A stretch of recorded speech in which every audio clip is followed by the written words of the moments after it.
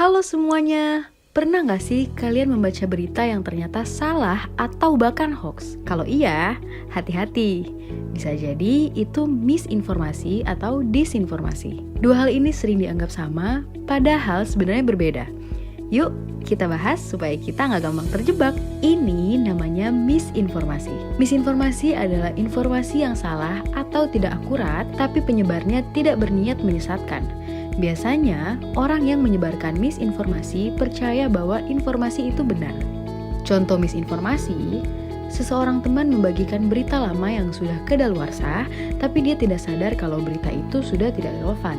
Ada yang menyebarkan tips kesehatan yang belum terbukti secara ilmiah karena mengira itu bisa membantu orang lain. Orang yang menyebarkan misinformasi tidak bermaksud jahat, tapi tetap saja informasi yang salah bisa menyesatkan dan membingungkan banyak orang. Nah, kalau ini namanya disinformasi. Disinformasi adalah informasi yang salah yang sengaja dibuat dan disebarkan untuk menyesatkan. Biasanya ada motif tertentu di baliknya, misalnya untuk mengadu domba, memanipulasi opini publik, atau bahkan mencari keuntungan publik.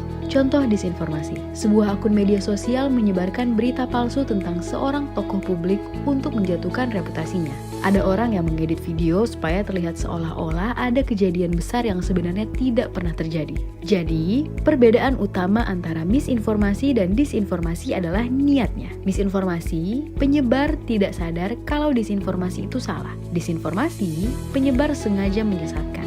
Misinformasi dan disinformasi bisa berdampak buruk loh, misalnya menyebabkan kepanikan di masyarakat, membuat orang percaya pada hal yang salah dan berbahaya, menyebabkan perpecahan sosial, terutama jika berita tersebut memicu emosi negatif. Nah, bagaimana cara kita melawan misinformasi dan disinformasi? Ini beberapa langkah yang bisa kita lakukan. Pertama, meningkatkan literasi digital. Pemerintah dan organisasi masyarakat bisa menyelenggarakan program edukasi agar masyarakat lebih cerdas dalam memilah informasi. Contohnya, Gerakan Nasional Literasi Digital atau Siberkreasi dari Kominfo yang mengajarkan cara mengenali berita palsu. Kedua, verifikasi informasi sebelum membagikan. Sebelum share berita, lakukan ini. Cek sumbernya. Pastikan dari media yang kredibel. Analisis isi berita. Apakah provokatif atau sensasional? Gunakan situs cek fakta seperti Turnback Hoax atau Cek Fakta. Ketiga, melaporkan konten yang menyesatkan. Media sosial punya fitur laporan hoax, laporan berita palsu supaya tidak makin menyebar. Keempat, kolaborasi dengan platform digital. Pemerintah dan media sosial bisa bekerja sama untuk mengembangkan algoritma anti-hoax agar berita palsu bisa cepat ditandai dan dihapus. Kelima, meningkatkan kesadaran publik. Kampanye publik dengan slogan seperti saring sebelum sharing bisa membantu masyarakat lebih peduli dalam memilah berita. Kalau semua pihak ikut berkontribusi, kita bisa menciptakan lingkungan informasi yang lebih sehat dan terpercaya. Jangan sampai kita ikut menyebarkan berita yang salah. Yuk, jadi netizen yang lebih cerdas dan bertanggung jawab. Kalau kamu setuju, like dan sebarkan video ini biar makin banyak orang yang sadar bahaya misinformasi dan disinformasi. Di era digital, informasi menyebar sangat cepat, tapi tidak semua informasi itu benar. Hoax bisa menimbulkan kepanikan, kebencian, bahkan perpecahan. Inilah ancaman bagi negara kita.